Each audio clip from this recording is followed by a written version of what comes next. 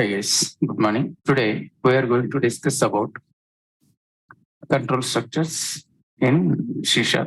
In this control structures, we are going to define conditional statements.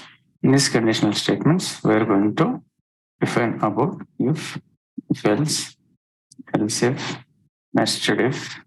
These are all the conditional statements. And second, we have loops. Iterative statements.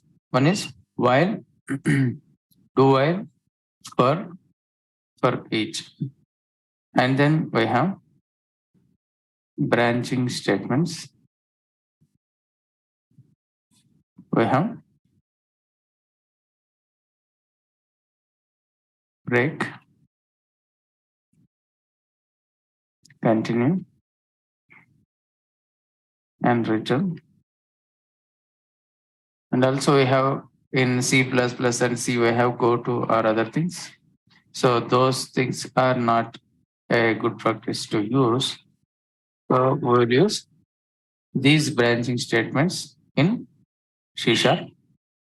And then fourth one will go for a switch case.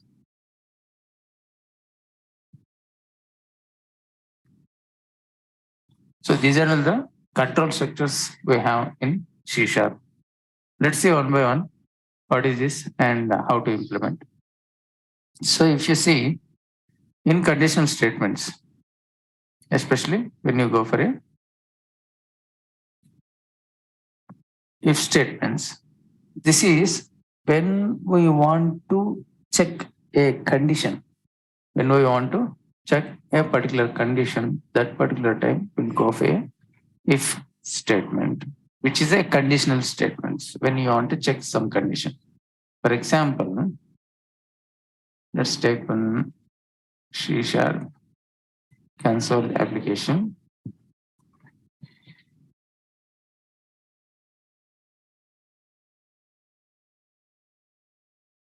This is my program. So I asked user to enter first number and second number. Let's assume two numbers I have.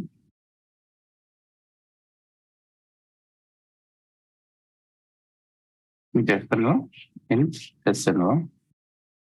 Now I want to check whether first number is greater than second number. How can I check? If FNO is greater than SNO.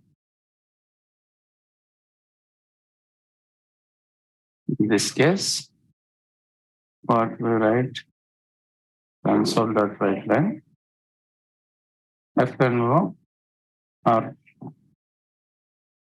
FNO is bigger than SNO. So we are reading first number and second number and we are checking one condition. This is the condition. This is the syntax. If condition returns true, then it will print the statement. When the above condition is true. When it satisfies the condition, it will come inside the if loop and it is going to print the statements. Now let's run this.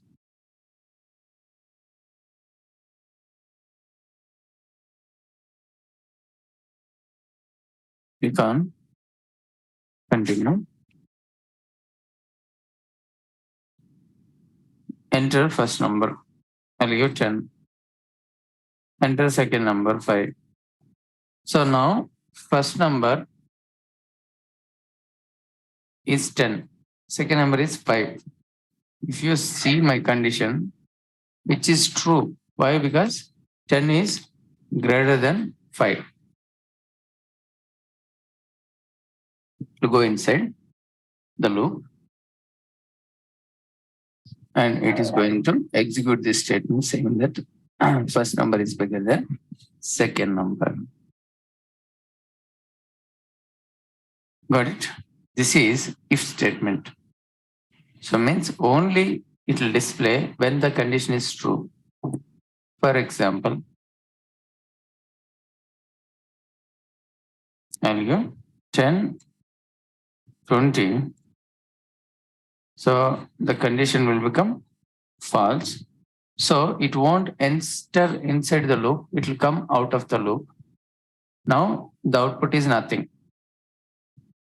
So this is the drawback here. When condition fails, we won't get any output. So user don't know what's happening. At least something should be there, right? So in the if statement,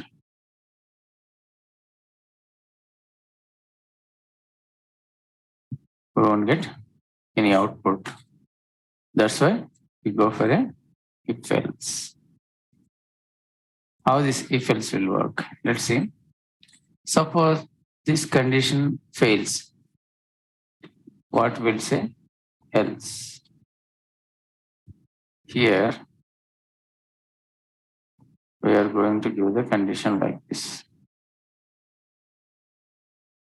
FNO is not bigger than SNO. This is the else part. Now let's run this.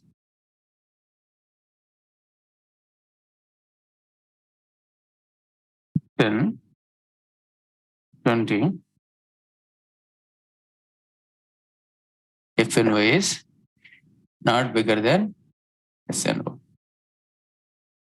We'll get else part. So this is else statement.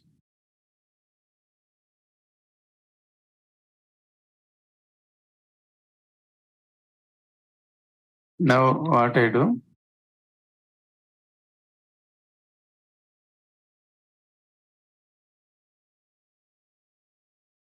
I have else if.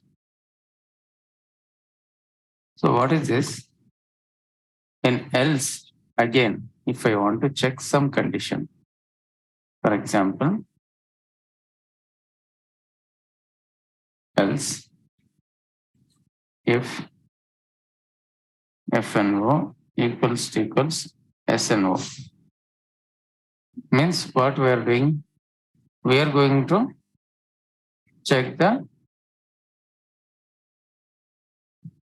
FNO is equals to SNO or not. So now, if both are same, then it should display both are same. So this particular condition will go for this comparison operator, both are same. Now let's stop this and run this.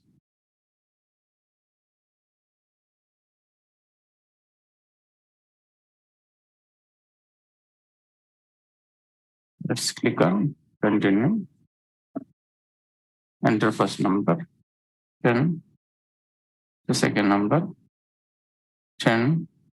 What it is displays, check the condition. If both are same, it will display this. Both are same like this. Understood, guys? Any doubts here?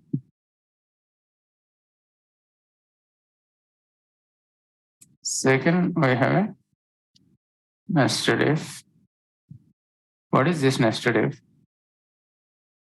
Inside the if you have one more condition. Okay. For example, this is my statement.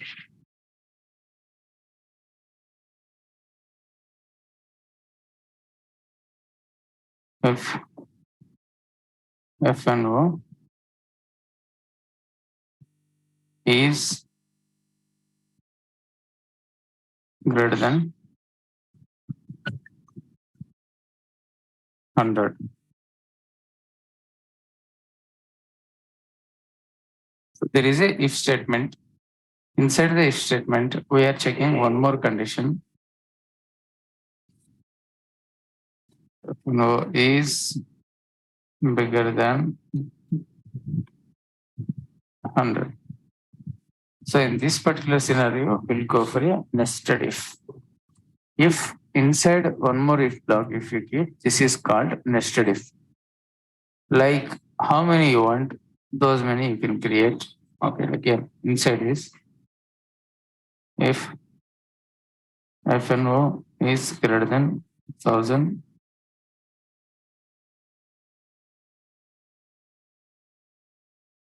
consider that value FNO is bigger than 1000. Okay. So this is one more if statement.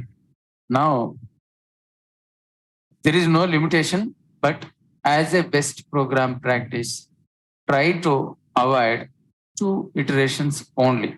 In the nested if, try to stop at 2 iterations.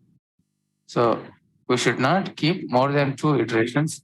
Why? Because it will slow down our performance. Suppose if you have much more requirement like that, instead of this nested if, we will go for a switch case. Switch case, again, similarly like this, we'll see that how that will work. In that particular scenario, we'll go for a switch case to avoid that situation. Understand, guys? Any doubts here?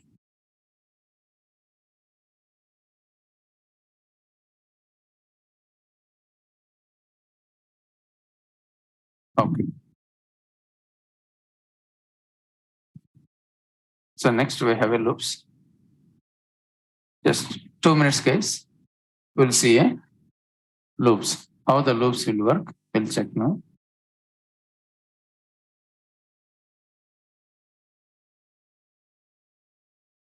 In the loop, let's check the while loop.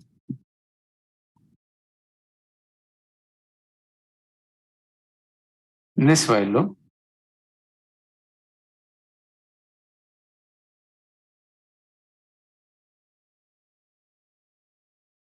for example, I have a requirement to display numbers from 1 to 10. Let's assume this is my requirement.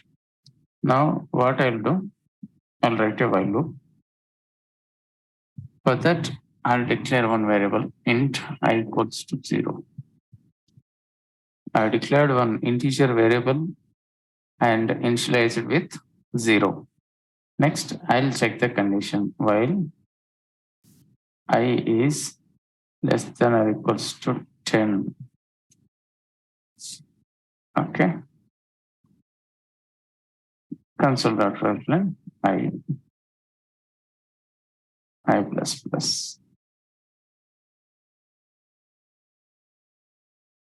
Now, let's run this. What will happen this time? This is going to initialize with 0, and every time it is going to check the condition.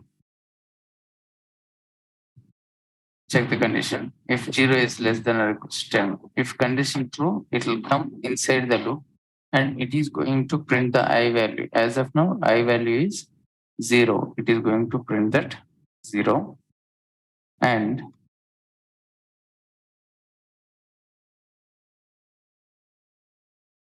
it is going to print that 0, and it's printed the 0. Now it will do the increment I plus plus. Means I equals to I plus 1. What is the I value? 0 now. 0 plus 1, it will become 1 now. Let's see. What is the I value now? 1. So again, it will check the condition. Again, it's no need to initialize. Initialize will happen only once. It will check the condition now. So 1 is less than or equals to 10. Condition true. It will come inside the loop and it is going to print the value of I now, which is 1. And then it will keep on iterate 2, 3, 4, 5, 6, 7, 8, 9. Now I is 10. It will print the I. 10 it will print. Now I will become 11. So once I will become 11, so it is going to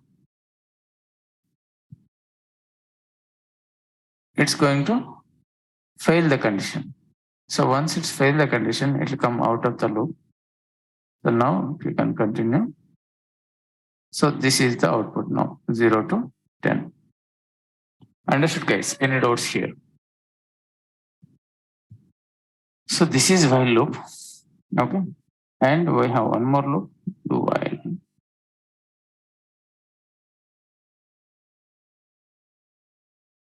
How this do while loop will work.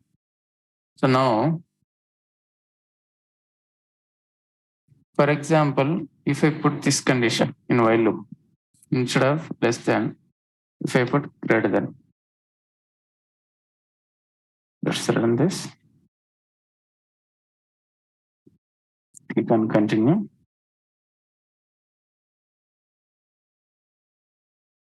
See, we won't get any output because condition fails. In while loop, similarly like our if statement, if condition true, then only it will print the statement, otherwise we won't get anything. But in do while, what we will do, at least we'll get some output. But do while syntax is like this: do and while, like this. Okay, now let's stop this and let's run the application. So now we got the 0. Understood, guys? So this is do while loop. For example, if you give the condition like less than or equals to 0, we'll get the result till 10. So in the while loop, if condition fails, we won't get any output. In do while loop, at least we'll get some value when we use the do while loop. Next, we have a for loop. So same, if I want to achieve in a for loop, what we can do. So here, if you see, there is a declaration and initialization and the condition and incrementation. We have different lines. And if you use for loop, which is more simpler and faster, for int I equals to 0, I is less than or equals to 10, I plus plus. So console dot right line I. This is for loop. So here, how this will work?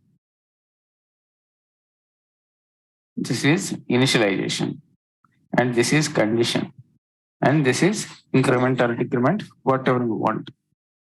So now let's run this. Give you the result 0 to 10.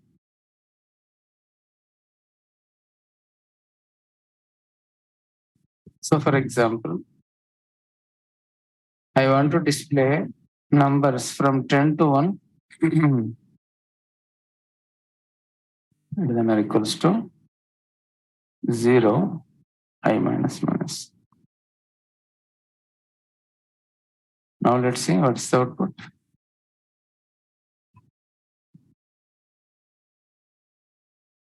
We'll get from 10 to 0.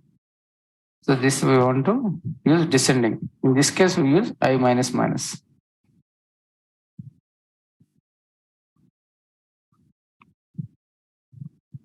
So next we have a for each loop. So till now it's same wherever you go. C, C++, we have same all these loops, right? Now the for each loop, why we go for a for each loop? When we have a to iterate group of elements and without any condition.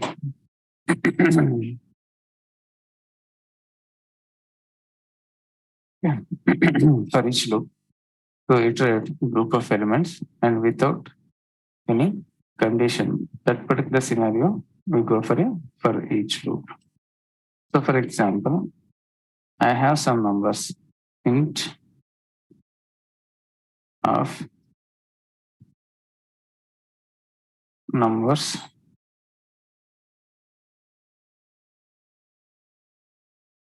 I have numbers like this.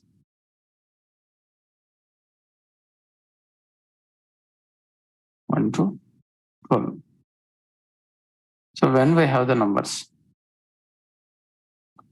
okay, when we have the numbers, so I want to iterate. How to iterate? So for example, if I want to use for loop, for int I equals to 0, I is less than or equals number dot length I plus plus console dot write line numbers of I. Like this we will write when we want to use the for loop. Again here, condition, initialization, incrementation, all those things required. Okay, so we have 1 to 12 we have. So we got the result like this. This is for loop only again.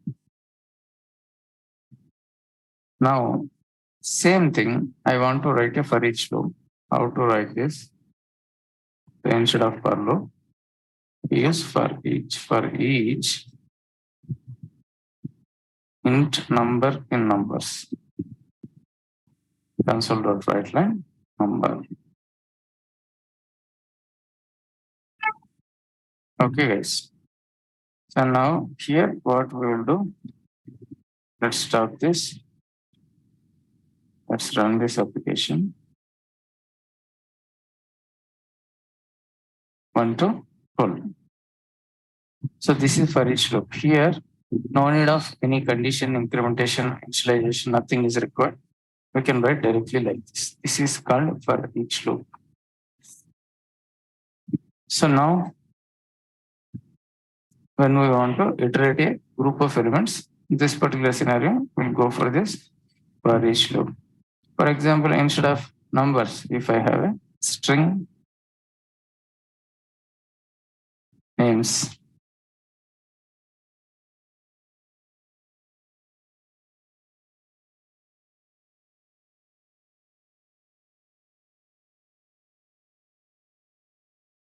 so I have some names like this. Now, what I do, I am going to try to iterate this. So how I'll iterate? Now, here the type is, this is the collection, names is the group of elements. From that names, I want to take each and every element. The element is string array. So here we have to give string name. Here we will give name. Name in names. Okay, now let's give this. Now let's run the application. Click on continue. Ram, Krish, Hanuma, and Sita. So these are all my names. When we use the for each loop, like this, any group of collection, we can go for a for each loop to iterate.